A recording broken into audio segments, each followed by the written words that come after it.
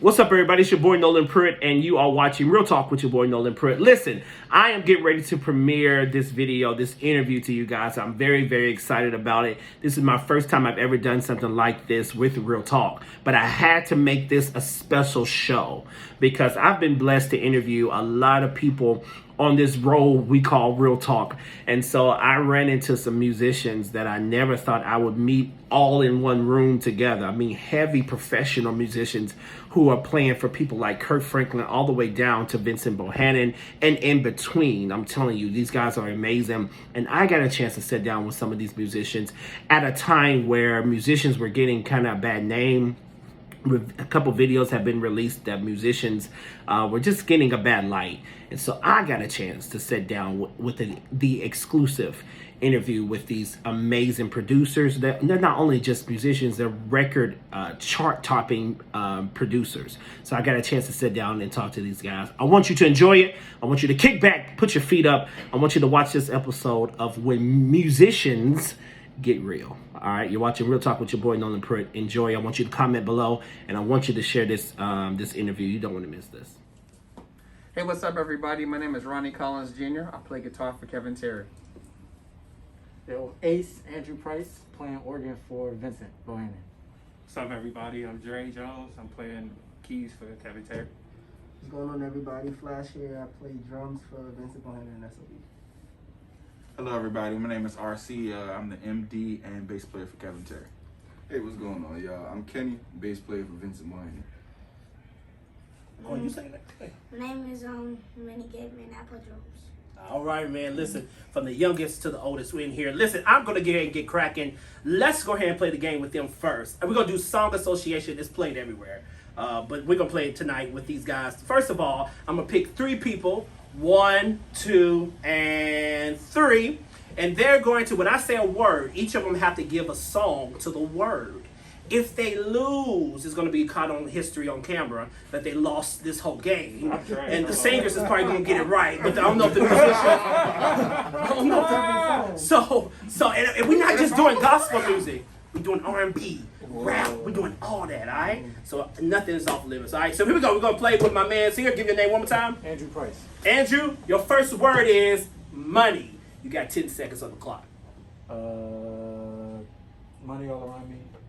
You gotta sing. Like I'm the man. Something like that. Okay. Who's this artist by? Who's it by? The artist too. Who's the artist? We gotta say all that? Yes.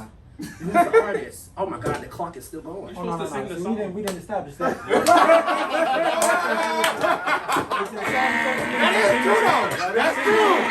That's true. You didn't establish that. Everybody knows on Real Talk, the rules go as we play.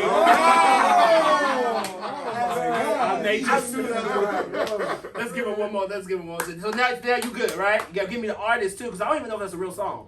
Can we just sing a song? It's a song. Okay. Get an artist. Get the artist. You ain't got to know the last name. Let's get it first name. All right, let's do it again. Let's do. Ooh, man. Ain't gonna be hard, are you? Let's do Love. 10 seconds on clock. Love music soul child. Sing it, bro. We all singers in here. We all musical. I'm not a singer. Love music soul child. Okay, we'll take it. You did good. You did good. Hold up. Before y'all try to cheat me, how many seconds was that? That was actually just 8 seconds. I mean, that was just 2 seconds. Like you had it in 2 seconds. Yeah. Who's this guy? All right, here we go. Give the name. Drake. Say it again. Drake. Drake. All right, Drake. We got. I'm gonna give you fresh. The word fresh. Here we go. Ain't nobody don't buzz me. I'm just so fresh, so clean. Outcast. Yeah, that was pretty good. I You gotta sing the song, bro. I didn't get a chance to even, count to 10. All right, here we I go. don't need it. We got you. The MD gets the hardest word, and of course he does the hardest word. He has to bring the people together, and we're gonna talk about what the real job of the MD is, all right, in just a couple seconds. But let's do the word thinking. 10 seconds on the clock. I got one. We all got one. We got the same one. When I think about Jesus, but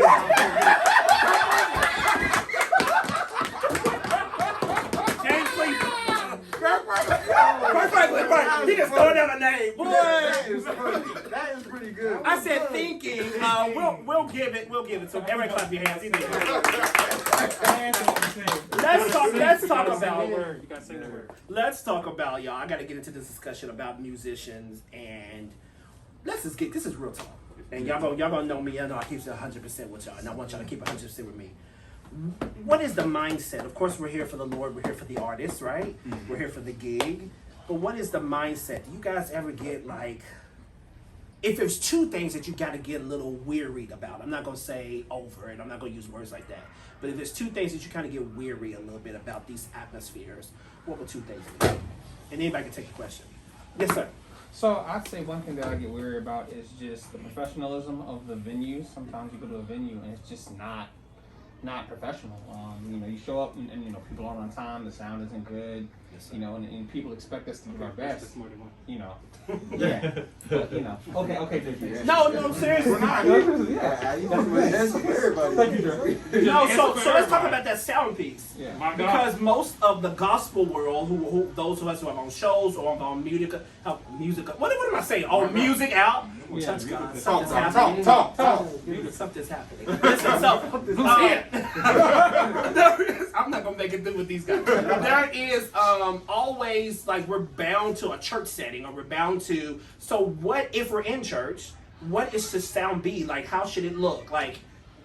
How do people know? Because they're going to invite you to your church just for a chicken dinner, and that's okay. But how should their sound? If you're going to invite me for a chicken plate, but I still want your sound to be what? So for me at least, at least first of all, having competent sound engineers that know the system that they're working on. Number one, I think that's the first, the biggest thing. Second, just having a system, like know what you're asking for. People want to have like a karaoke speaker, but they want to invite Vince Bohannon to come and play. It doesn't work like that. So they're just those two things I would say that know what you're asking for, know what it's going to require, and have competent people to run. Sure. What another thing? I look at it as like when somebody invites you to their crib.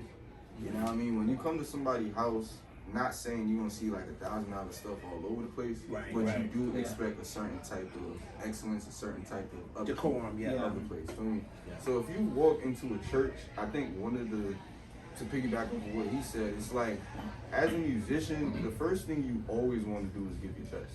Yeah. You know what I mean? You never want to play and it's like you're overthinking like, yo, could the audience really hear me? Could they feel me? Because then it kind of like, it takes you away from what you're really there to do, which is obviously to minister. Right. You feel me? So, yeah, to piggyback from him, yeah, it definitely would be sound for me too. So anything outside of sound, so professionalism, sound, one more thing. Two more things. Go ahead, guys. I'm gonna say when you go places and people are not nice, like I feel like everybody should be nice because we're all here to do the same thing for real. But people be having stuck up attitudes. People be acting grand. People just be mean for no reason. I feel like if we're in the house of God, like I feel like everybody should be on one accord. Everybody should have that nice mentality. It's so weird. Let me share this quick story with y'all. I was asked to sing in like 2009 for Kiara Shear's Big Bowl. What was it called back then? The Bowl. BRL. BRL. It was a conference, so I was asked to sing. The first person who taught me to do a sound check correctly was Layla Hathaway. She was there doing my sound check. I had no idea what the sound check was. I gave the mic back to Jay Drew. I was like, 1, 2. And I was like, I'm good. And he was like, you should, Doc. You don't want to sing things on. Had no idea. I'm saying that to say this. She was so kind. She took me aside and she was like, Noland, she said, let me teach you. She said, well, she didn't say Noland, but she said, let me show you how this works. If you wouldn't go to the store and buy a pair of jeans, you didn't try on. So she said, you have to try out your mic. It's your So she went through the whole explanation of that. But it came from a Grammy award. Some of these people who are in the gospel industry may not even be nice enough to even help the next person because they're so... And that's weird to me. That's a weird thing. So I'm glad that you said that. Wait, go ahead. I'm sorry. One thing I would say for me that I guess I could get weary of is execution. The mental preparation for execution or whatever. A lot of times we'll have so much going on that like when those lights come on, like when it's really time to go, certain stuff will slip out. Or like one thing that I've experienced a lot is not even personally. I think I do my best to like remember everything that I'm supposed to do or play or whatever. But I've noticed that like things will go wrong with the equipment, or like out of nowhere it'll be something last minute. Now I can't hear the artist, so I don't know what part we're going to. Like so I'm always thinking like we have to execute. Like it's so big for me, and that's the way I feel I can minister most effective is with proper execution. I love it. And are we wrong for when we get to a place where we play with professionals, not being professionals because you are known all over the world. Yeah. Because there's a lot of professionals who are not known all over the world or even all over the country, right? But am I wrong? Y'all help me. If I was a musician, I'm cold like y'all, right? Like just really good, right? I'm vocally cold, but I ain't I belong to you is available everywhere. On digital outlets, I belong to you. Go check it out. But no, so am I wrong to be like, no, man, I can't take that because it's not me being mean. It's how do I balance that? You guys are just not. And then so people will say it was, oh, I'm not on your level. It's not that you're not on my level. It's that you just don't value maybe how I value. How do I explain that? Am I wrong for that? For me personally, so just coming from a person that's anybody that knows me, I'm a very giving person when it comes to like my time and you know my resources as far as what I know how to do. I know I do a lot of things. But from what you're saying, explaining that.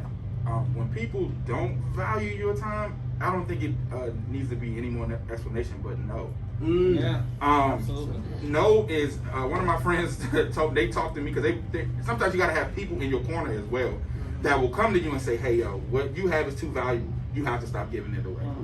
You have to stop going in these certain spaces because you're actually devaluing yourself. You know, and sometimes people don't have those people to kind of pull that chain. But they told me, they said, bro, you have to realize that no is a complete sentence. Yeah. No is a complete sentence. And it doesn't, people take no as mean because they want a yes. That's really the biggest thing. Right, because it hurts their pride. Yeah, like pretty much they assume because we're Christians and we do this, that my yes is automatic because I do this for God. No, there's certain requirements for me to say yes to something because I've been in situations where I said yes and I come out with the short end of the stick. But you got what you needed because I'm always going to bring what I need. Exactly. You know what I'm saying? Because it's in me. So it's going to come with me everywhere I go. Right. But you know what I'm saying? So that's all I got to say. I mean, I would add to that. Some people, because they know your capabilities, they expect you to work a miracle. Yeah. Like, that's true. I know you can do it. If anybody can do it, you you come out, you done broke your neck, nothing is working anymore. It's like, oh man, was it really worth it? So like you said, no is just as important as a yes. And truth be told, what happens a lot of the time is even in those spaces where we want to say yes, because you want to help somebody so bad, your heart is in the right place. And then that level of appreciation is just not there. It's like you wouldn't call somebody to cater your event and the stoves aren't what they need. You know what I'm saying? Like if they just can't, they just can't. You know what I'm saying? And it's just like you don't have to give that explanation because everybody's not going to understand it because everybody's not where you are. You know what I'm saying? They're not on the level that you are, or you know what I'm saying? And I don't mean that in an arrogant way, but God gifts and bless certain people at certain levels. When you prayed for something, you practiced, you put that time in, it's no sense in trying to explain that to somebody who hasn't, who doesn't have any understanding of it. They're not going to conceive it. They're not, no matter how hard you try, they're not going to conceive it. Let me get two questions. I got to let these fellas go because tonight is about to be, I keep talking to you, but I know you guys are right here. Tonight is going to be amazing. Of course, I'm back with my boy Vincent. And I thank him for this opportunity. I thank you guys because every time I come around y'all, it's like love, it's family. I'm excited to be around this level of musicians, and I'm glad to meet these new fellas as well. Let me ask this: how do we? Because there's musicians who are coming up who I'm 30, right? So musicians who are coming. What does that even mean, sir? I'm 30. So how do we get these people to a place who are coming behind us? Well, looking at you guys, right? How do we get them? Because a lot of people, not to say names, but some people are not going to come back and train the next one up. You get it like I got it. And if I see you at the top, I see you. But what is you guys' heart when it comes to like getting people to this level that's coming after you? With us, I know me personally, me and him, we have a group of little homies, as we call them. They be around us all the time. So they observe everything we do, and they try to take what we do and incorporate it into what they're doing, including the professionalism part. Like they be on time, they learn their music, like stuff like that, and they watch every move we make. And so, like, if we make a wrong move, you know, they might think that's okay. So we got to be the positive influences on them. Can I speak into you? You say you and him? Yeah. Can I speak into your life? I ain't a prophet on that. But I do love the Lord. And he'll use a fool to speak truth. You know what I'm saying? So what I want to say quickly, dwell on that, expand that, grow in that. Because you can give it a name, you can give it a, because it's so, when I'm telling you, it's so needed, it's so needed, man. Take this to the world and reach out to people who are in other states who want to be, because I'm telling you, I remember, now I gotta wrap this up, but after the testimony, you've been out of my belly.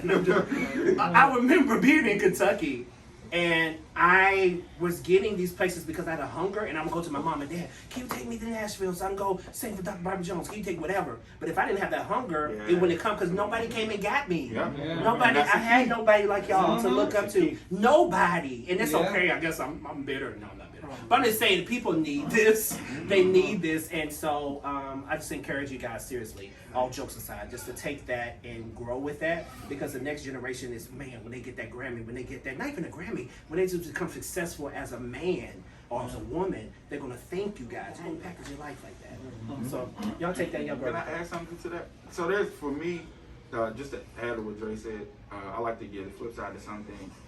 What I've noticed with dealing with a lot of younger guys, and again, if you really know me, you know, if you hit me and I have the time, I'm gonna make sure you straight. You know what I'm saying? Like the little homies, I always tell them, I'm like, look, I'm literally working every single day. When I say every single day, it's no day I'm not working. But I say, hey, you're more than welcome to come to the studio at any time.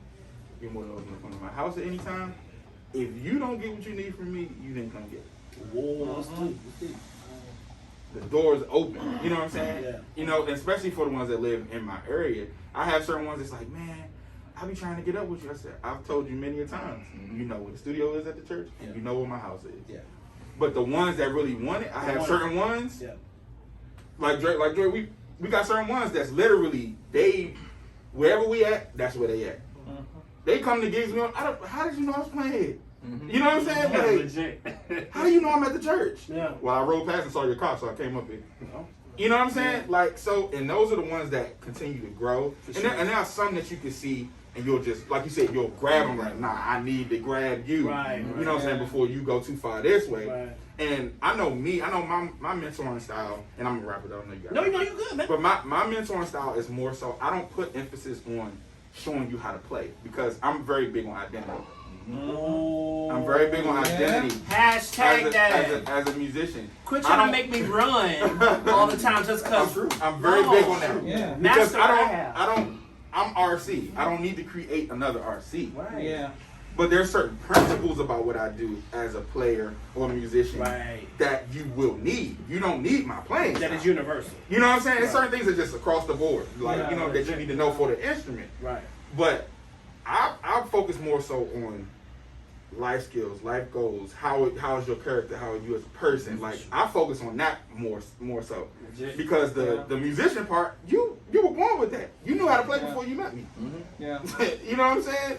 So, but I mean, like, even to that, like, the other part is that they gotta be willing to accept what you have to say, because it's like, now this generation is real sensitive, and I'm in this generation, but they're real sensitive. You know what I'm saying? Yeah. Like, the way I came up is very different. Like, if somebody yelled at me, I just had to eat that. Man, you know what I'm saying? If I messed up, well, if I don't get to play, it's my fault. You know what I'm saying? And I can't say, oh, they don't want me to grow. They don't. No. I got to put the time in on my own. Like me and Sean is not here right now, but me and Sean, we grew up in the same home church. And Sean is the MD for Vincent. And we grew up. We grew up in the same home church. And before we made it or any other moves to play anywhere else at any given moment, we raised up like 2 different bands of young guys who literally play. And I mean, they can play. Like, I don't even exaggerate. They can play. You know what I'm saying? Like if I said I needed one of those boys to come play for Vincent today, they could do it. You know the whole set, know the hits, everything. You know what I'm saying? But they also learn from me in a sense where I'm open to criticism. There have been times where I came to RC, you know, and I'm like, RC, what do you think I could do better? What do you think we could do better? Just Dre, what do you think, like, how do you feel about this? You know what I'm saying? Because they've been doing it longer than we've been doing it. You know what I'm saying? It's not just I know I'm dope and I know I can play, so I don't need y'all no more. No, I always want the constructive criticism because we're at a point where people are not going to tell you what you're doing wrong a lot of the time. They're just going to let you drown. You know what I'm saying? Because they don't want you to be where they are because they're at the top and they comfortable and like, yo, keep them where they at. They'll learn on their own. That's where the biggest part of all of this, for us, at least me and him, and even Ronnie for that matter, at least at home in the DMV, like, you gotta have a heart to do it. You can't do this, like, you can't be out here raising the next generation, mentoring for accolades or whatever. If your heart ain't in it, it's all gonna, like, backfire on you. It's just gonna all fall apart. And I'll even say, like, I guess it's like a small little detour, but even for me, like when it comes to mentoring, a lot of times I was scared to mentor because I didn't feel like I had it. So I definitely do want to speak into any musicians or singers that are out there. You have what it needs, what you need to start. If we're gonna change the culture by literally saying, okay, I have what I have, I can pull somebody behind me. And we all have to do it together.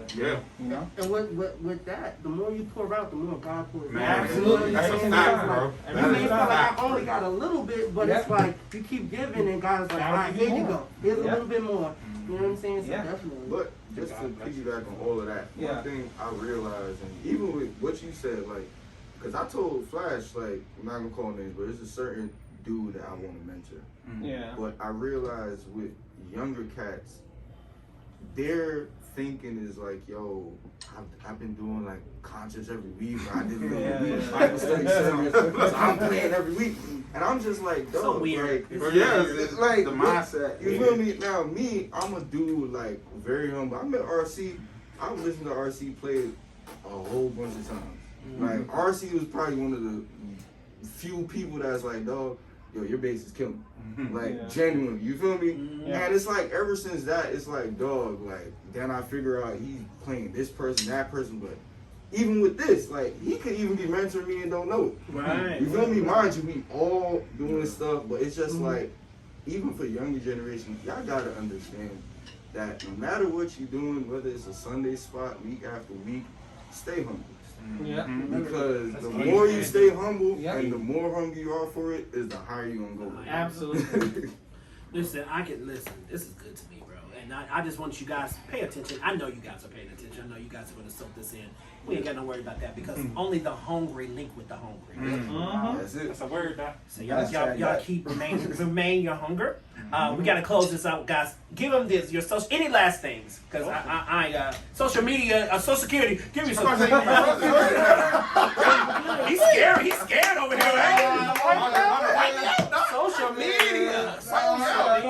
Shout out to Quad. Let me shout this out to Quad. I sung with Ricky Dillon New G for 8 years. I'm not even